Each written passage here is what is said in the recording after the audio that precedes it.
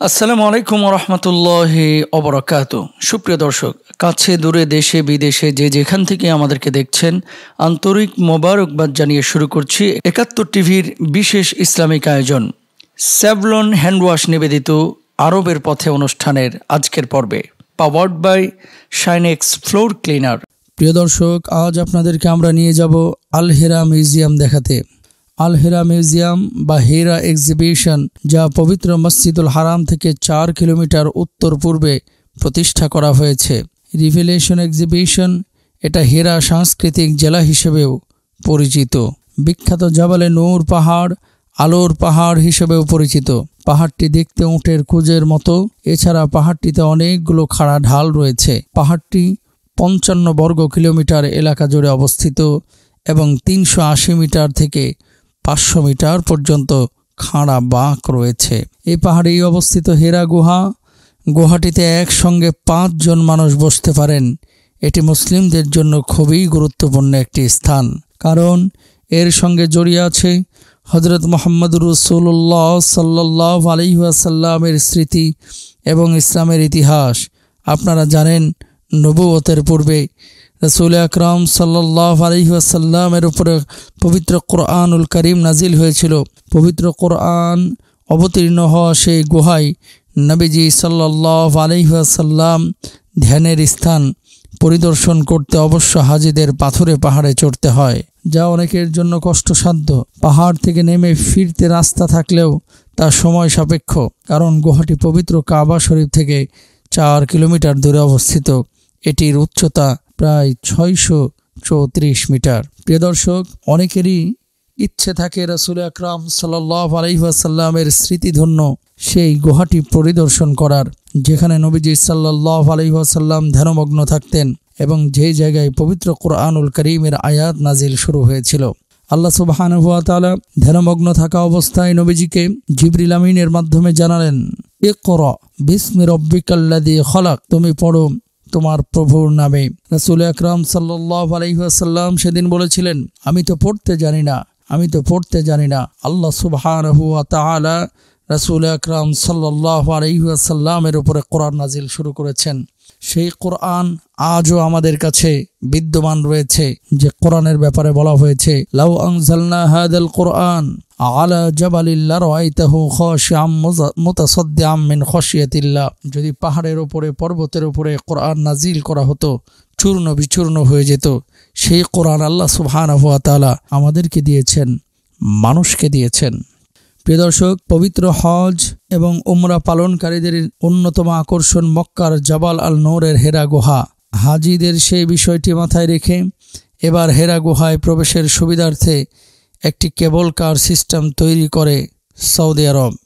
Saudi প্রশাসন আশা করছে আগামী হজ মৌসুমে হাজিরা এ সুবিধা ভোগ করতে পারবেন, অর্থাৎ ২০২৫ সালে এই কেবল কার সেবা চালু হবে।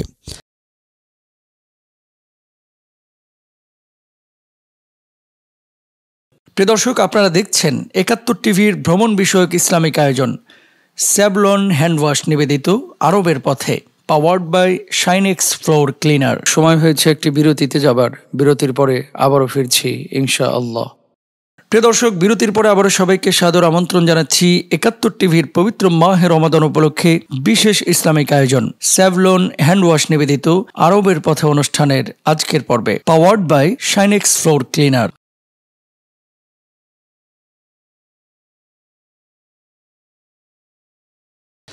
সৌদি সরকার জানিয়েছেন, হেরা গুহা পরিদর্শনে শুধু কেবল কার সিস্টেম তৈরির পরিকল্পনাই নয়, গুহাটি যেখানে অবস্থিত সেটিকে সাংস্কৃতিক বিভাগ হিসেবে গড়ে তোলার পরিকল্পনা করা হচ্ছে। একই বছরের মধ্যে জাবালে ওমর তথা ইসলামের দ্বিতীয় খলিফা হযরত ওমর ফারুক রাদিয়াল্লাহু তাআলা আনহুর বাড়িতে ৩টি নতুন জাদুঘর নির্মিত হবে। এখানে প্রাক ইসলামী যুগের ধারাবাহিক ইতিহাস তুলে ধরা হয়েছে। সেখানের গ্যালারি ঘুরে দেখা যায় উন্নত প্রযুক্তিগত উপস্থাপনার মাধ্যমে মহানবী হযরত মুহাম্মদ সাল্লাল্লাহু আলাইহি ওয়াসাল্লামের জীবনের নানা গুরুত্বপূর্ণ ঘটনা তুলে ধরা হয়েছে। এছাড়া ঐতিহাসিক হেরা গুহার একটি মডেল স্থাপন করা হয়েছে। শারীরিক কারণে কেউ হেরা পর্বতে যেতে না পারলেও তারা হেরা গুহার বাস্তব মডেল দেখে ধারণা লাভ করতে পারবেন। প্রসঙ্গত, এই হেরা গুহায় পবিত্র কোরআনের প্রথম ওহী পেয়েছিলেন হযরত মুহাম্মদ সাল্লাল্লাহু আলাইহি ওয়াসাল্লাম। হেরা পর্বতের কাছেই এই হেরা সাংস্কৃতিক জেলা প্রতিষ্ঠিত করা হয়েছে। আধুনিক ডিজিটাল ব্যবস্থাপনায় রেভেলেশন গ্যালারি, পবিত্র কোরআন জাদুঘর, হেরা গুহার মডেল, বিভিন্ন ঐতিহাসিক তথ্য এখানে তুলে ধরা হয়েছে। একই সঙ্গে এক্সিবিশন সেন্টার ঘিরে পার্ক, ক্যাফে, রেস্তোরাঁ শপ ইত্যাদিও গড়ে তোলা হয়েছে।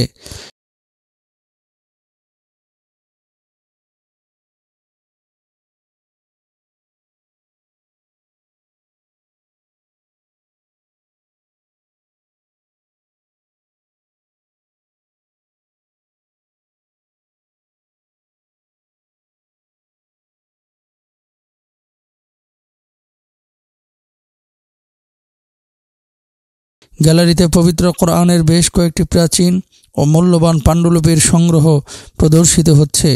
এছাড়া ইমাম বুখারী সংগৃহীত হাদিসের মূল্যবান পাণ্ডুলিপিও এখানে শোভা পাচ্ছে। 2023 সালের জানুয়ারি মাসে মক্কার গভর্নর প্রিন্স খালিদ আল ফয়সাল হেরা সাংস্কৃতিক জেলার উদ্বোধন করেন। এরপর থেকে এটি দর্শনার্থীদের নজর কেড়েছে। সারা বিশ্ব থেকে মক্কায় আসা মুসলমানরা পরিদর্শন করে থাকেন এটি। ভিশন 2030-এর অংশ হিসাবে এই প্রকল্প বাস্তবায়ন করেছে সৌদি আরব। প্রসঙ্গত, সৌদি বাদশার আমন্ত্রণে ওমরা পালনে বর্তমানে 16টি দেশের প্রতিনিধিরা মক্কায় অবস্থান করছে।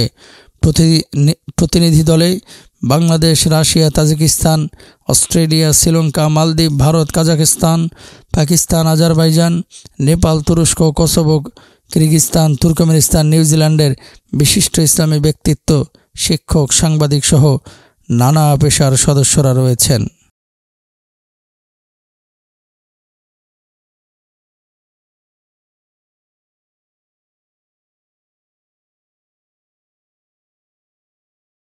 প্রিয় দর্শক, আজ অনুষ্ঠানের একেবারেই শেষ প্রান্তে চলে এসেছি। আপনারা দেখছিলেন আপনাদের প্রিয় অনুষ্ঠান স্যাভলন হ্যান্ডওয়াশ নিবেদিত আরবের পথে, powered by Shinex floor cleaner. আজ বিদায় নিচ্ছি। আগামীকাল ইনশাআল্লাহ নতুন পর্বে আবারও দেখা হবে। আল্লাহ হাফেজ। আসসালামু আলাইকুম ওয়া রাহমাতুল্লাহ।